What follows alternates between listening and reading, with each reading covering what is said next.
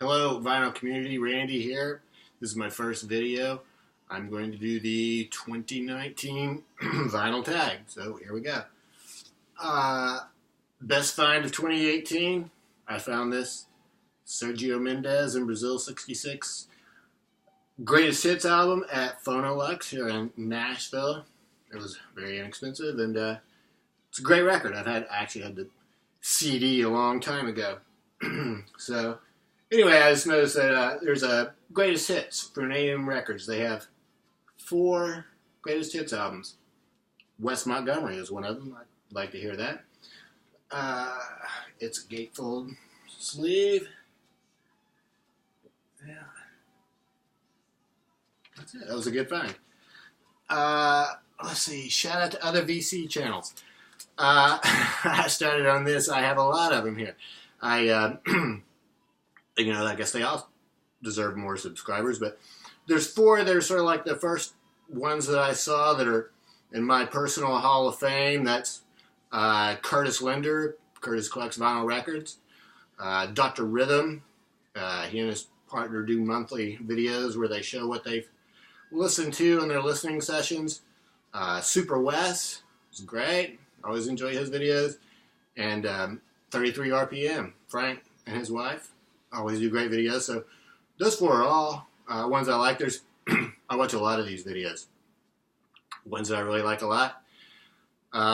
Psychedelic, 6-inch Pianist 319, Listen to Records, Earhead 6, Tim Allen, Horror Biz, Ex-Junkie NL, Gavin T, Alan Schulman.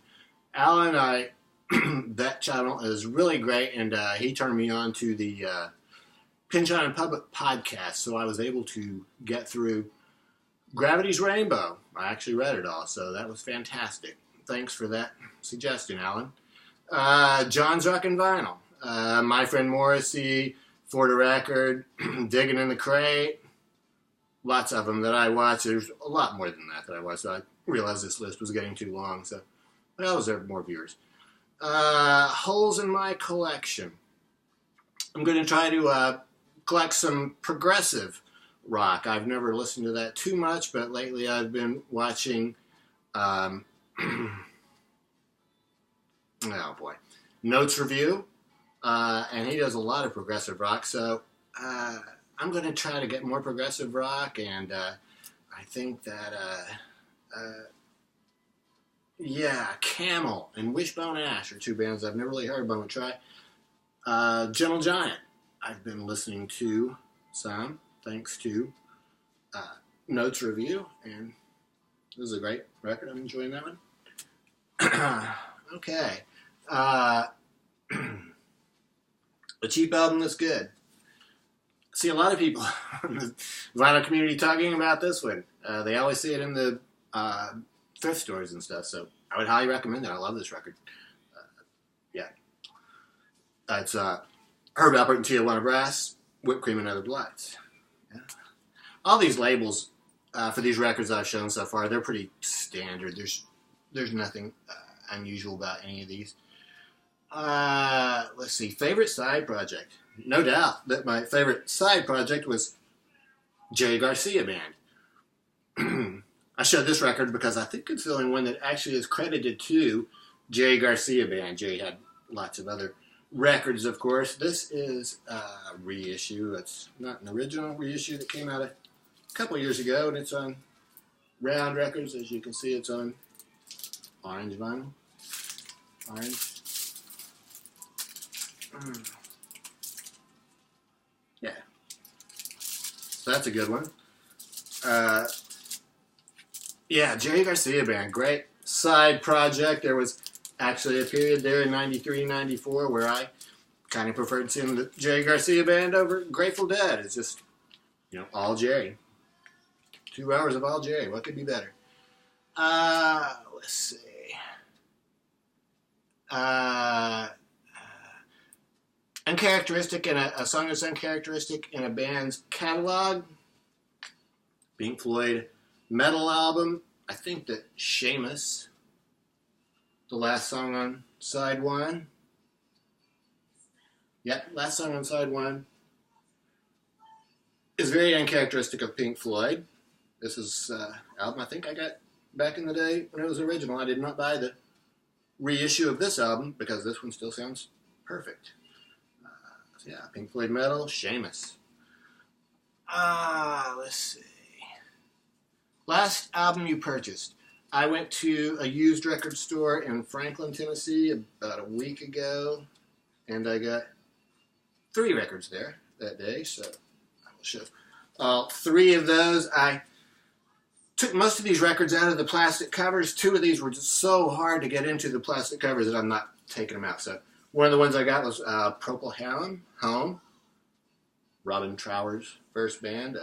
Actually has the original inner there, you can see. This is a gatefold sleeve, but like I said, it's just so hard to take it out. So there's the back of that. Once again, the label's just a standard A&M. I got this, Vanilla Fudge. Very happy to get this one. The Beat Goes On. Really cool record. It just has like all kinds of like music samples throughout history, and I guess they're expressing their view that the beat goes on throughout history or something like that. So, really cool label is that Atco label.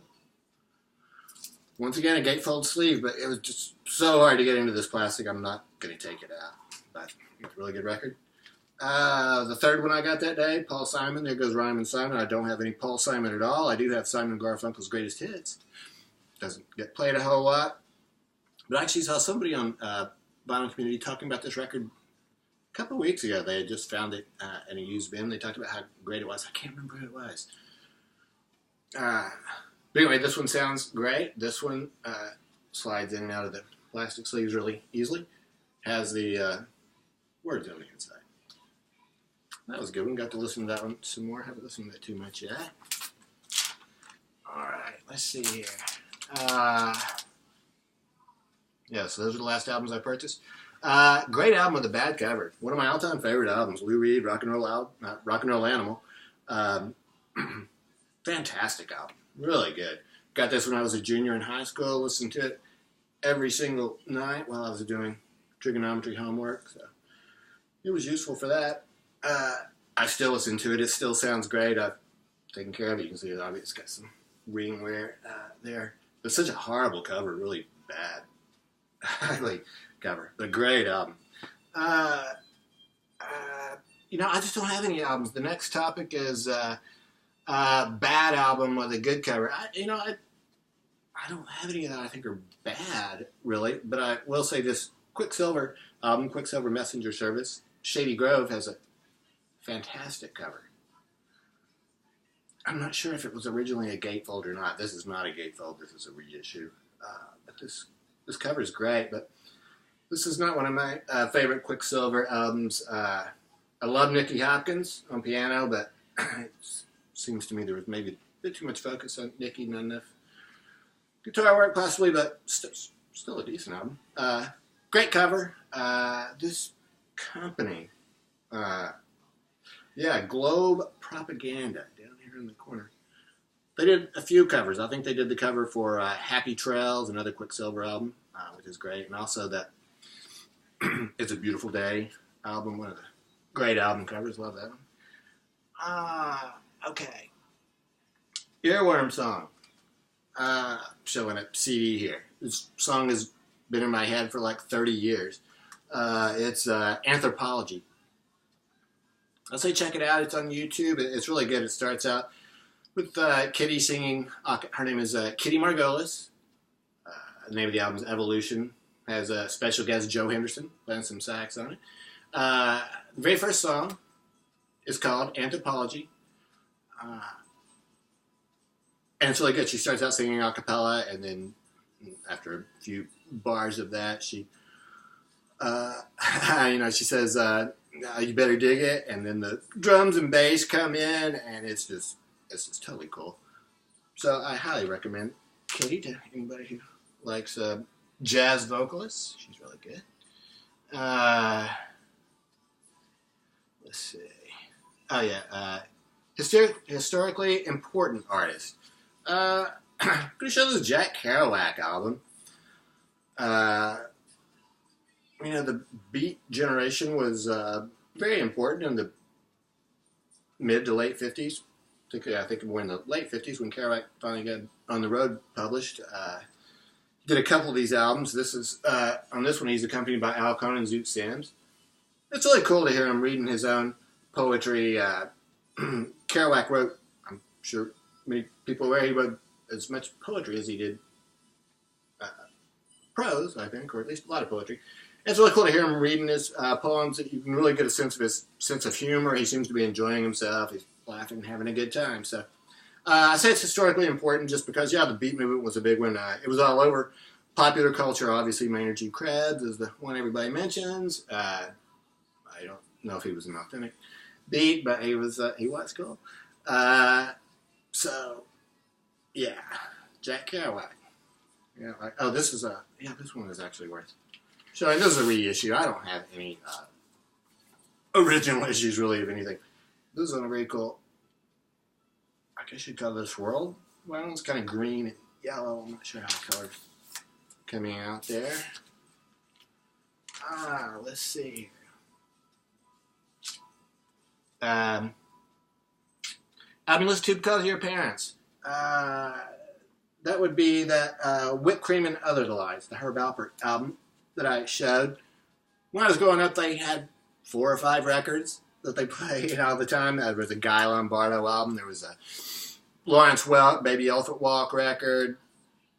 And that Herb Alpert record. So I liked it then. I like it now. Let's see. Best $1 fine.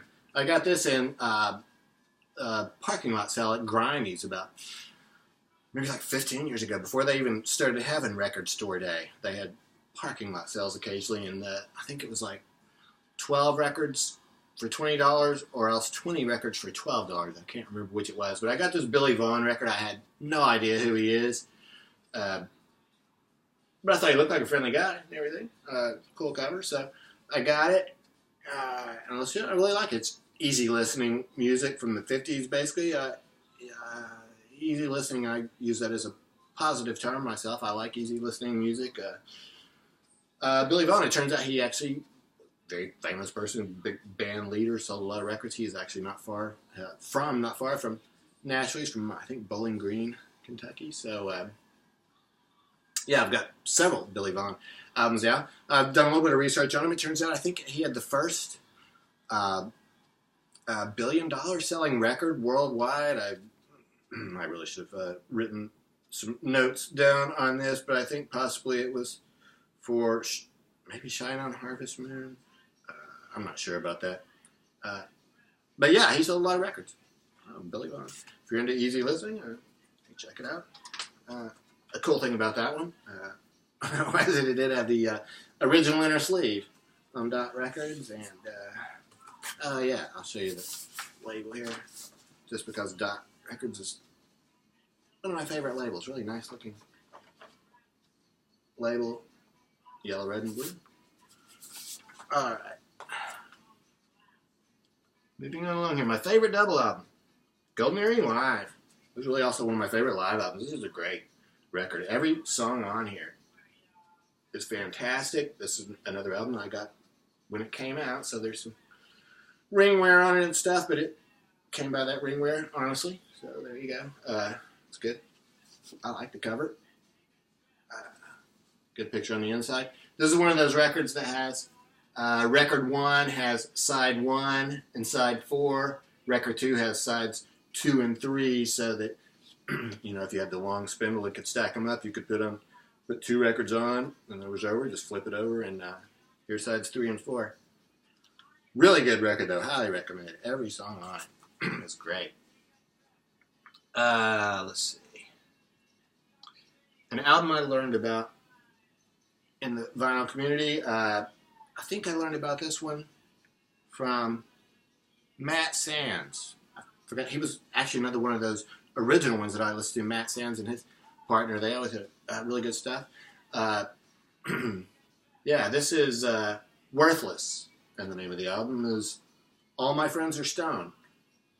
Great record. I really like the second side, side B. It's basically one song. It has Yellow Fingers intro, and then Yellow Fingers is just a long psychedelic experience, I guess you would call it. It's really, really excellent. Just custom labels, standard black vinyl.